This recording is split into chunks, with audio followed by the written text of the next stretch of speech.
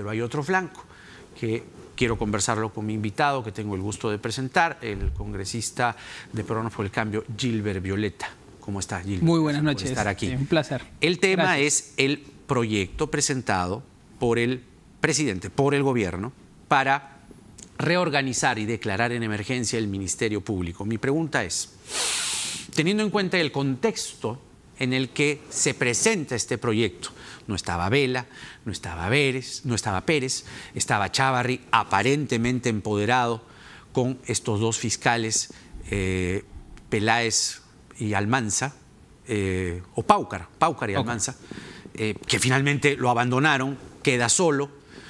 Es decir, no es el mismo contexto, ¿no?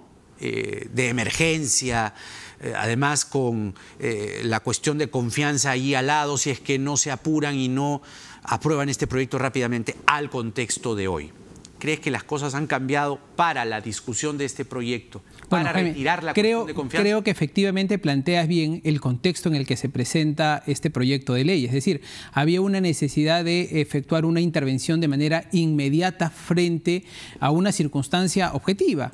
El señor Chávarri acababa de destituir, sacar en buena cuenta del cargo por no renovación de contratos al señor Rafael Vela y al señor José Domingo Pérez, y esto suponía pues un golpe mortal, como algunos calificaron, a la lucha contra la corrupción en el país. Frente a eso, el presidente de la República, el Poder Ejecutivo, no podía quedarse con los brazos cruzados, tenía que tomar algunas acciones legales, y lo hace a través de este proyecto de ley.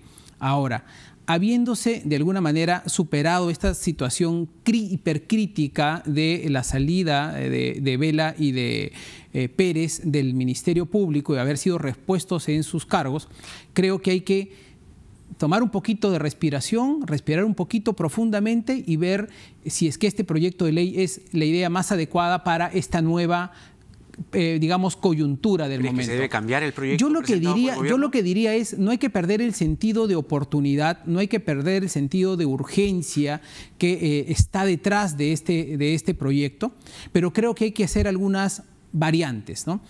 para lograr más o menos el mismo objetivo. Miren, a ver, yo diría lo siguiente: lo que está claramente demostrado es que el Ministerio Público vive una profunda crisis que no se resuelve solo con la salida del señor Chávarri, pero la salida del señor Chávarri es el primer paso ineludible que se tiene que dar para que esta reforma prospere. No va a haber una reforma del Ministerio Público, del sistema de justicia, mientras el señor Chávarri siga sentado en el cargo. Yo espero que hoy día, que dicen que ha estado en su oficina, haya estado redactando su carta de renuncia, no otra cosa, en primer lugar. Pero ¿qué cosa es lo que podemos hacer para mejorar o ajustar el proyecto al Ejecutivo? Yo estoy presentando un proyecto que vira un poquito hacia la modificación de la ley orgánica del Ministerio Público. Por ejemplo, dos ideas nada más. Pero a ver, para que quede claro nomás, este proyecto para modificar la ley orgánica del Ministerio Público, ¿debe sustituir al proyecto del gobierno? Se complementan.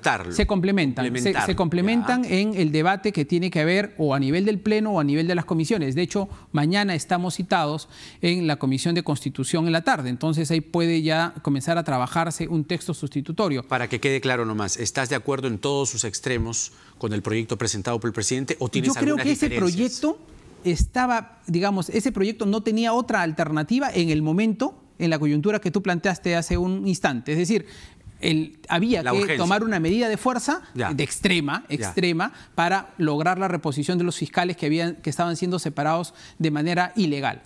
Muy bien, hoy ya no tenemos esa coyuntura, por lo tanto podemos darnos las condiciones para poder entrar a un cambio distinto. ¿Dar marcha atrás?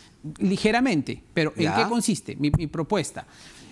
Modificar la ley orgánica del Ministerio Público, ampliar, por ejemplo, el número de fiscales supremos, que hoy son 5, ampliar el número, pueden ser 10 o 12. 10 o 12 fiscales supremos. Eso te da más margen para tomar decisiones. De hecho, ya el señor Chávarri o el que fuese ya no tendría una mayoría. Hay que revisar las competencias de los fiscales supremos, pero una cosa que es fundamental: hay que eliminar progresivamente la provisionalidad que existe en el Poder Judicial y en el Ministerio Público.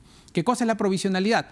Que los fiscales supremos agarran y nombran a dedo a los fiscales, ¿no es cierto? Incluso a fiscales supremos, provisionalmente el mismo Poder Judicial. Y eso se presta un montón. Y eso se presta al manejo político, Exacto. Porque tú pones a fiscal a dedo a un juez o a un fiscal que va a haber determinado tipo de casos y por lo tanto ya ahí nada más ya no tienes una justicia imparcial. Ya, entonces, para que quede claro, el proyecto presentado por el presidente... Hay que ajustarlo.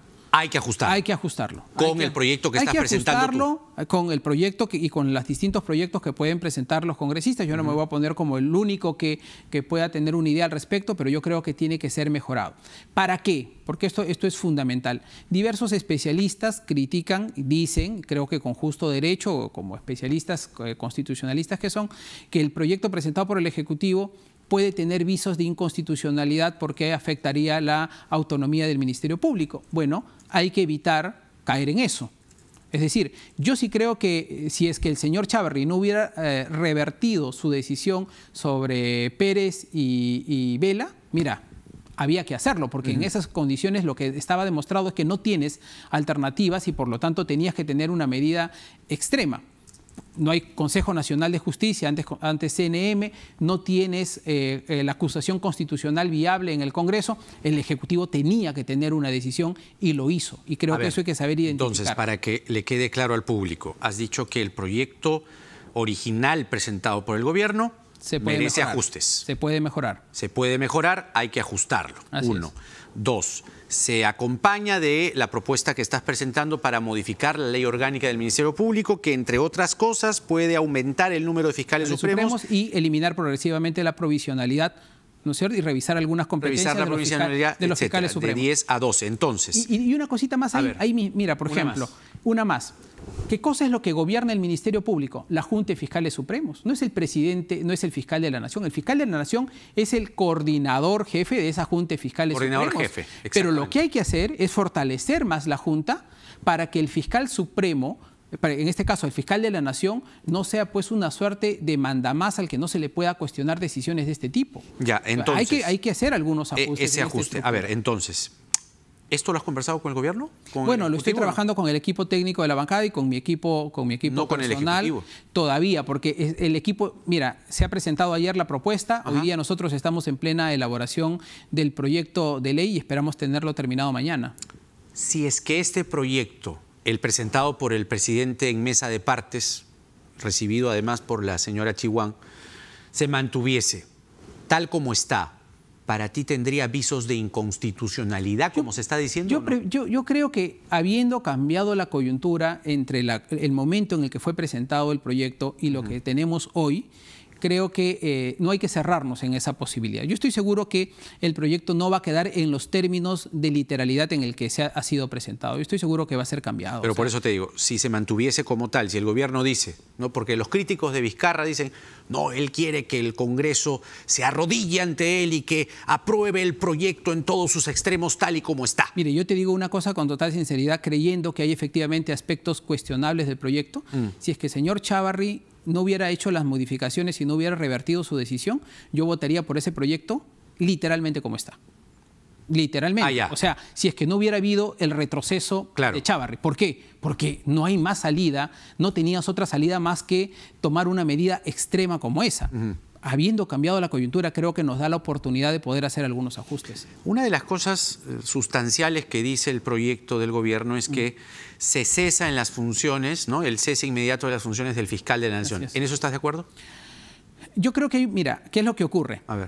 Por eso creo que se tiene que ver un poco con la esencia del proyecto y en la manera en la que se interviene a la Junta de Fiscales. Por eso yo insisto, si modificamos la ley orgánica y ampliamos esto, no hay necesidad de llegar en ese... O sea, ya no sería una ley para ti que declara en emergencia el Ministerio Público. Bueno, la ley, ¿qué cosa es lo que busca? Ley que declara en emergencia al Ministerio Público. Intervenir la ley orgánica del Ministerio Público. Mi propuesta es, vayamos a la modificación de la ley orgánica del Ministerio Público. Tienes los mismos efectos, pero ya no tienes la necesidad de declararlo en emergencia. Ya. O sea, tienes otra salida legal. Probablemente es mucho de formuleo legal, sí, pero genera otra connotación y evitas una futura cuestionamiento a la ley que puedas aprobar. Entonces, la cuestión de confianza para ti está descartada de plano. Bueno, tal como lo anunció el presidente. Es que el presidente, ojo, lo dijo, y yo coincidía con eso también.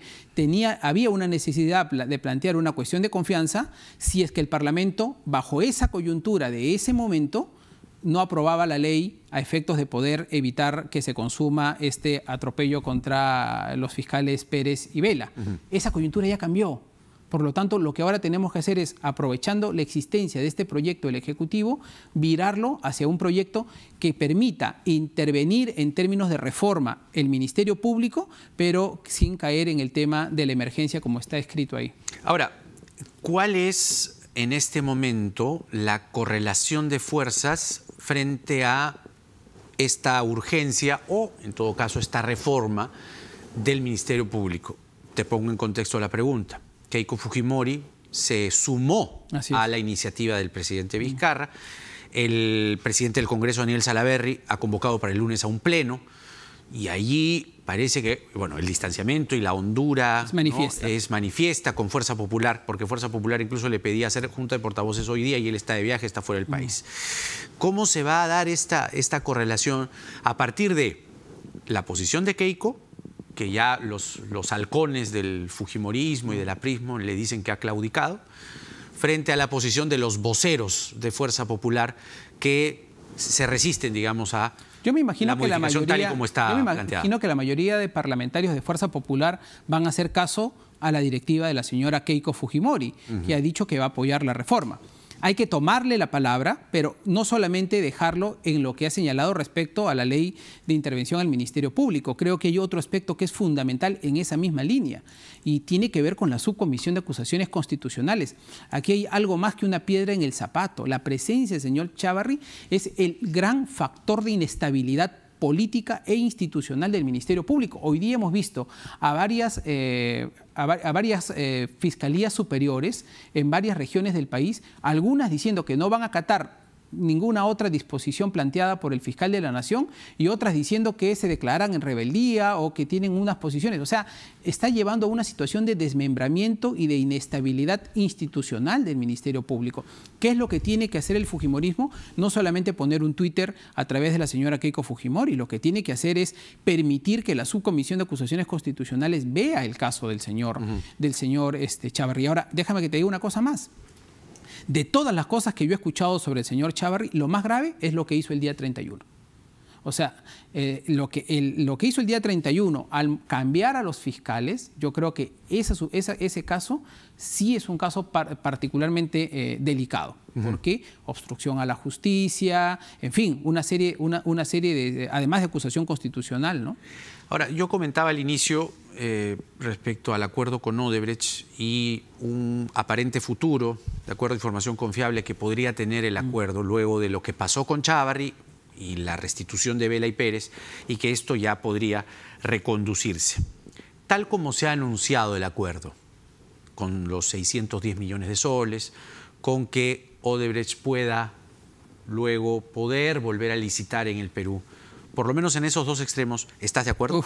Mira, yo he sido miembro de la Comisión Lavallato y además tengo más o menos una idea de los acuerdos que se han suscrito en varios otros países, comenzando por Estados Unidos, luego Colombia, en el mismo Brasil. Yo ahí sí creo que haría una exhortación al Ministerio Público para que haga un esfuerzo para que la reparación civil sea mucho más sustanciosa que 650 millones de soles. 610. 610 o el equivalente a más o menos 182 millones de dólares. Eso, en comparación al resto de países, es una cifra bastante baja en relación al nivel de obra y de presencias que tiene. Odebrecht ha hecho obras en el Perú desde el tiempo de Alberto Fujimori, suman 12.500 millones de dólares. 12.500 millones de dólares. Pagar 182 millones de dólares frente a 12.500 significa que el mensaje que también le estamos dando a ciertas empresas corruptas es que en el Perú puedes venir a hacer un festín de negocios, corromper a medio mundo, luego te firmas un acuerdo de colaboración eficaz y aquí no pasó nada. Ese tampoco no es un buen mensaje. Por ejemplo, yo recuerdo que el ministro Eresi, que era de nuestra bancada en su oportunidad, planteó una negociación por 1.500 millones de dólares. Y eso estuvo manejando en su oportunidad la Procuraduría. Digamos, elemental, ¿no? ¿Qué es más importante para ti? Es que, ¿El monto? Hay que saberlo sopesar. ¿O la declaración? Es que yo entiendo que la información que va a dar la empresa Odebrecht es fundamental para hacer una profilaxis política en el Perú. Eso sin lugar a duda. Pero también tienen que saber que también hay consecuencias económicas a los empresarios. No solamente tienen que saber que cuando incurren en un acto de corrupción les vamos a golpear también en el bolsillo. Porque, claro, el acuerdo va a suponer que ningún funcionario de Odebrecht, ninguno, va a tener cárcel, ni va a tener ningún tipo de restricción de libertad. Ojo, entonces van a pagar, han hecho 12.500 millones de dólares en negocios, pagan 182 millones de reparación civil. Claro, lo valioso del acuerdo con Odebrecht está en señalar a qué políticos o con qué funcionarios... Y no es solo declaración. No, probar. Tienen que probarlo, ¿no es cierto? Que es declaración más información en servidores. Todo eso te lo van a entregar. Bueno, esa es parte de la prueba, ¿no? Los dos servidores... Es declaración y evidencia. Tienen que demostrar que efectivamente estos dineros fueron pagados de determinada manera, bajo ciertas circunstancias y a personas específicas. No puede ser a tal, así, en genérico. Tienen que ser de manera específica. ¿Dónde le dio? ¿A quién le dio?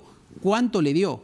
Todo eso está en los servidores. Eso está en los servidores. Esperemos que, si es que acaso no han habido también otro tipo de pagos o de favores, ¿no? Porque además el presidente Vizcarra, aquí en RPP Televisión, el 31 de diciembre, dijo que no le parecía que Odebrecht continuase licitando en el Perú. Bueno, eso es un deseo que probablemente tengamos todos los peruanos, pero en el momento en el que hay que...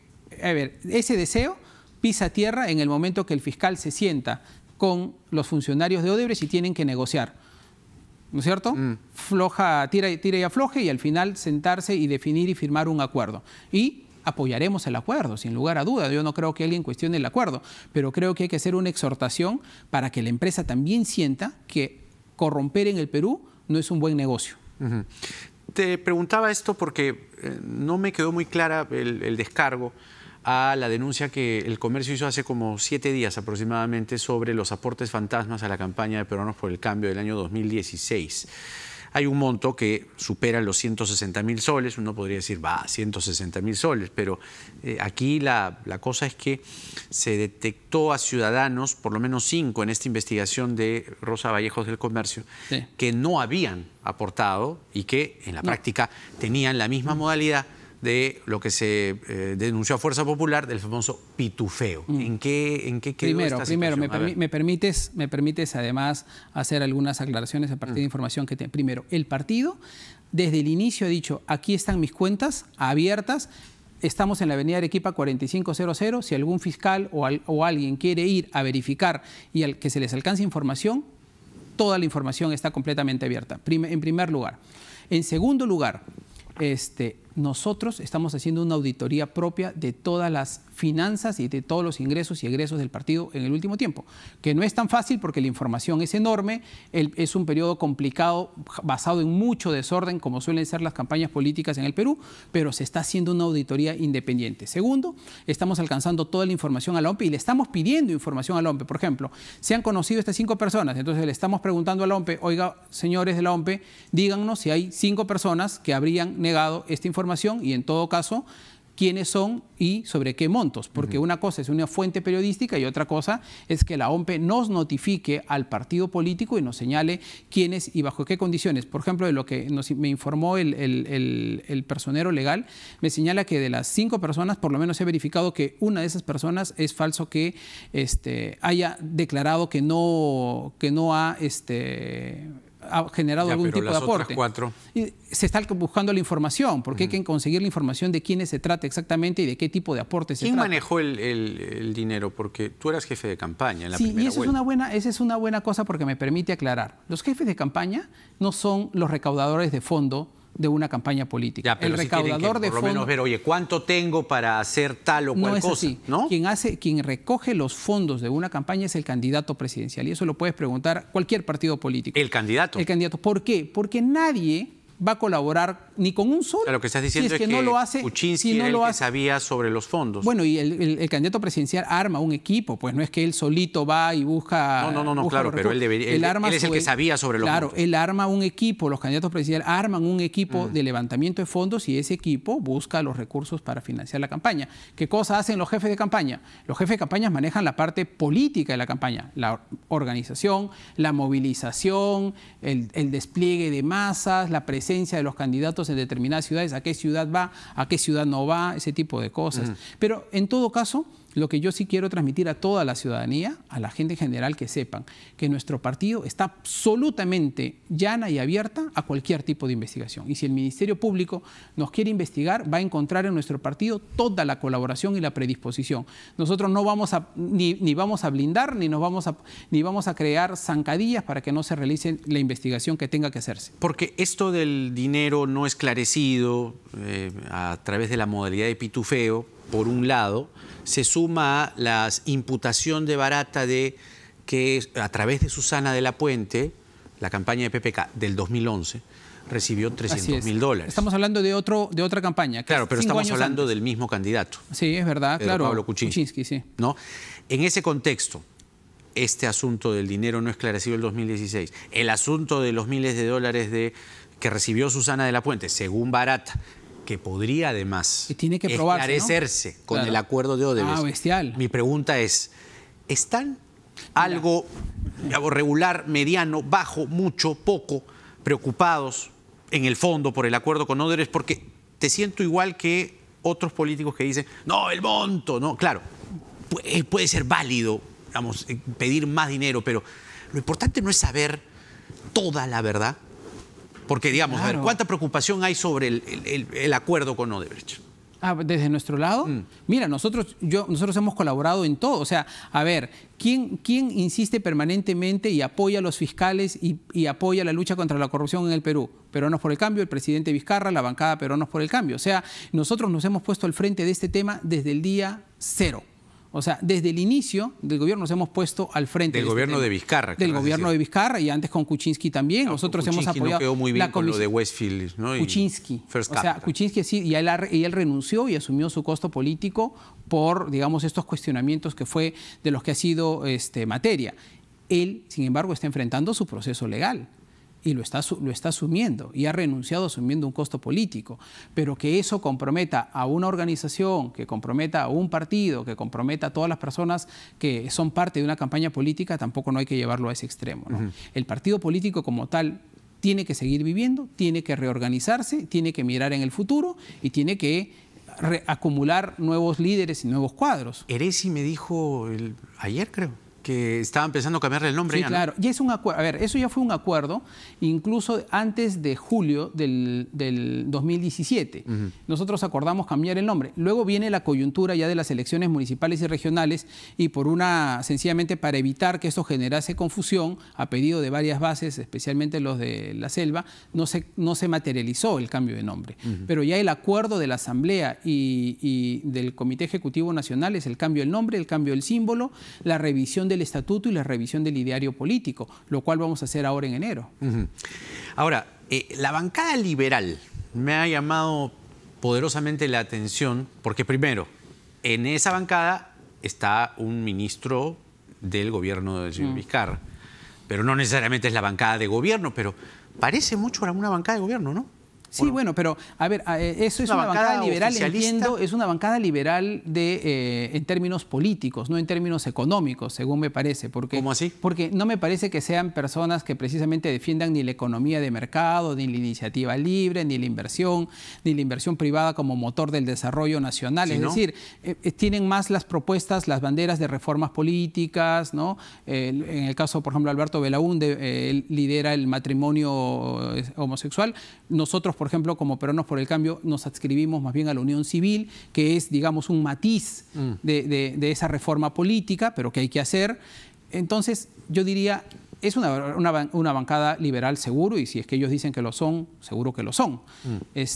Pero En fin, en eso creo probablemente coinciden con muchas de las propuestas del gobierno. No olvidemos que varios de ellos, Alberto Belaúnde, Gino Costa, Vicente Ceballos, han llegado a través del cambio. Y ha sido porque hemos coincidido en muchas propuestas. Por lo tanto, también me parece lógico que en lo que significan esas propuestas coincidan con las propuestas del presidente Vizcarra. Pero ¿no te ha dado la impresión a veces que, digamos, tienen una posición incluso más oficialista que... ¿No?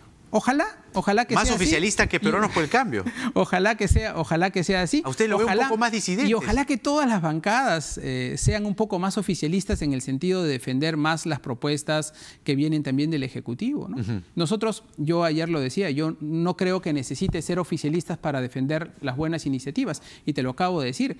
Oficialista o no oficialista, la propuesta hecha por el presidente Vizcarra en relación al Ministerio Público, si es que ayer se mantenían las condiciones del Ministerio Público, yo lo hubiera suscrito con puntos y comas. Habiendo cambiado la coyuntura, creo que es la oportunidad para mejorar esa ley. Ahora, claro, entonces ahora habría que extender esta propuesta o por lo menos compartirla con el Ejecutivo.